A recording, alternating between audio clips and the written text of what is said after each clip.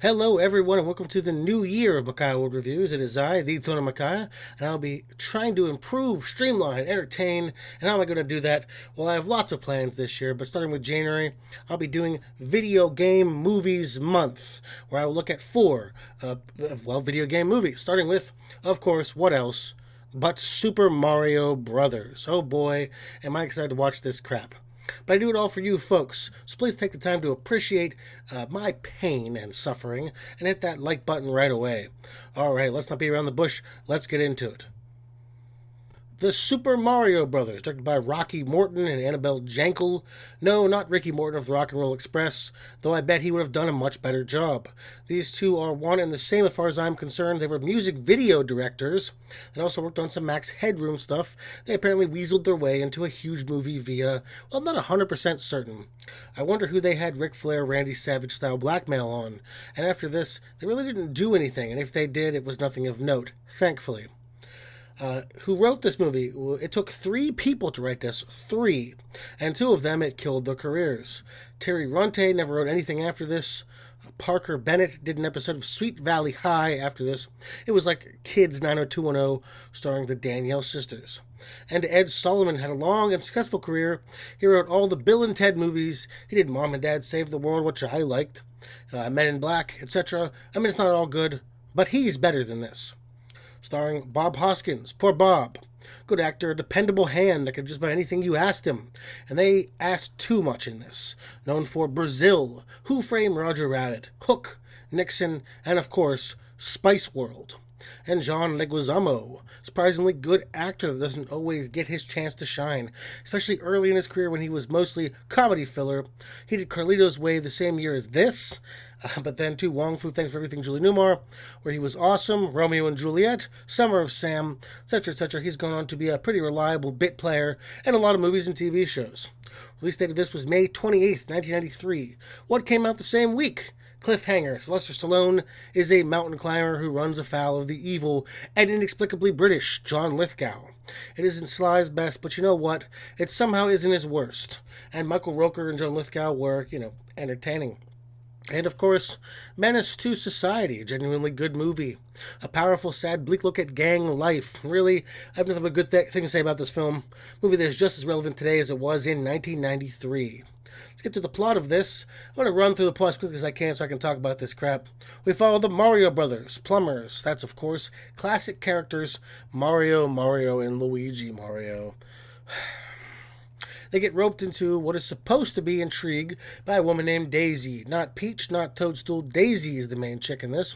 She was born from an egg and has a meteor piece, and she's kidnapped by some morons to an underverse where dinosaurs evolved into people. Because Luigi wants to bone her, they have to save her, inexplicably. And what follows is exhausting. This movie is an hour and 40 minutes before the credits. Just about. Almost an hour and 40 minutes of this crap. They end up in modern-day dystopia, New York. Lots of Blade Runner, Mad Max sort of references. But you know what's missing? Lots of Mario references. Sure, they will say stuff. Has the same name as Mario games, but nothing sans the ba-bomb even sort of resembles its video game counterpart by a long shot. There are strange nightclubs, fungus growing everywhere, corrupt cops, general disregard for life, and bastardry at every turn. They could have gotten most of that in regular New York. Like, they lean so heavily into this absolutely nihilistic society that it's not fun or funny. It's depressing. This world is depressing and bland and dark and more fit for a home movie release of a Crow sequel. Eventually, Koopa, who is played by Dennis Hopper, tries to fuse the two worlds together for reasons, like the fact he has no standing military or a way to take over the regular world. But he's defeated due to firing some SNES super scopes at him, and the world is saved. But boom, they set up for a sequel. Let's start with the good, the pros. Pros, the acting wasn't that bad. It wasn't good by any stretch, but everyone tried. I mean, genuinely. They gave it the old college try. Dennis Hopper, Bob Hoskins, John Leguizamo put the effort in as much as they could with this troubled and confusing production. Everyone else was as serviceable as they could be. The best parts of this were the ba-bomb, which was one of the few Mario callbacks and certainly the only one done correctly. There was a Yoshi and stuff, but Bomb was the only satisfying one. And number 2, Mojo Nixon. I'm a big fan of Mojo. Love his music, love the guy. He's an interesting character. He was a singer and it is turned into a Goomba. Check out Butt Crack with him in it. It's a trauma film and is much better than this. Now the bad. This is a charmless, passionless, funless movie that bears little to no resemblance to the Super Mario Brothers, even by accident. Not one scene in this movie made me laugh, chuckle, smile, or grin.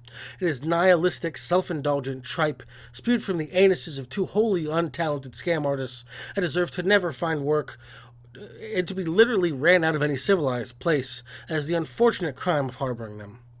Just starting with the cast, 2 Italian plumbers, so of course a British man and a Puerto Rican man fit the bill.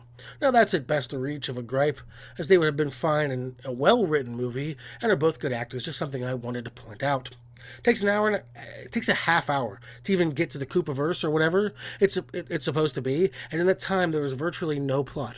Hell, there really isn't much of a plot after that either, just a random series of increasingly stupid and not entertaining things happening.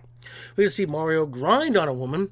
We get to see Mario grind on a woman, which obviously inspired Mario Party. I mean, of course. They really lean heavily into the plumbing. They have plungers on their wall. I don't recall Mario being that much into plumbing. Like any of them. Yeah, it's technically his job, but he's not obsessed with plumbing. All of the Koopaverse actors are weird and stilted, and that's clearly by design, as they were acting like dinosaurs that evolved into people, but that doesn't make any sense. Like, they will twitch and put their hands up like a lizard, but people don't occasionally act like monkeys because we have a related ancestor. Not to mention, a lot of these dinosaurs are millions of years apart from ever actually seeing each other, so that doesn't make any sense. Why a backwards lizard modern day dystopia? Why is that your setting for a mushroom kingdom? And the king was devolved into a mushroom? What does that mean? Dinosaurs were evolutionarily mushrooms at some point? And Lance fucking Hendrickson plays the king, who gets like one line. Why would you waste him? I love Lance Hendrickson. What the hell? The sets are all terrible and look like something was either shot on the street or in a warehouse. Not even a studio. A warehouse. It's poor and stilted and gives no real feel that this is a world or a city. In fact, most of the city looks underground. It's supposed to be a parallel to New York. Go to New York. It's empty. It's streets. It's vistas. You can look up and see these tall buildings. Bob and John famously got regularly drunk on set because it didn't matter, because no one really cared. Least of all the directors who were up their own asses. There were endless rewrites. Dennis Hopper said it was the worst film he'd ever done out of 150 plus films. Apparently his son asked him why he did it. Hopper said his son needed shoes. His son said, "I don't need shoes that badly." Actors were tyrants, and Dustin Hoffman wanted to play Mario. Thank God Mr. Hoffman avoided this bullet. Plenty of other people have gone much more into detail about the awfulness of this film, so I'll leave it to them to have a long-form explanation of things. I talked about as much as I could. This was just not just a bad movie, it was a soulless. It took something that could have been just fun and stupid like Mortal Kombat, and made it depressing, made it bleak, made it unfun. And as a kid who loved Super Mario growing up, and I still play it to this day, to Rocky, Morton, Annabel, Jankel, I want to say this: fuck you. So overall, I usually do an overall for things, so overall.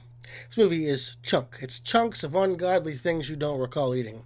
It's chunks that when you look at it, you wonder how such things come out of your body. Is it the worst film I've ever seen? No, probably not by a long shot. But it might be the least entertaining one I've ever seen. Well, that was the Super Mario Brothers. I've seen a lot of complaining about Chris Pratt being Super Mario, but really, if it's half as bad as this, it'll still be much more entertaining. I mean, is he really any different than Bob Hoskins or Captain Lou Albano? I don't know. Did you watch this as a kid? Did you hate yourself and question why reality did this to you? Was this the beginning of the end for your trust in Hollywood?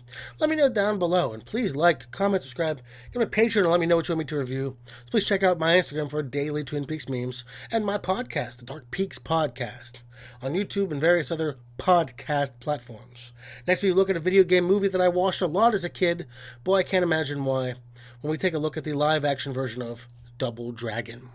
This has been Nathan Makai, Master of Minds and of Men. Thank you, and goodbye.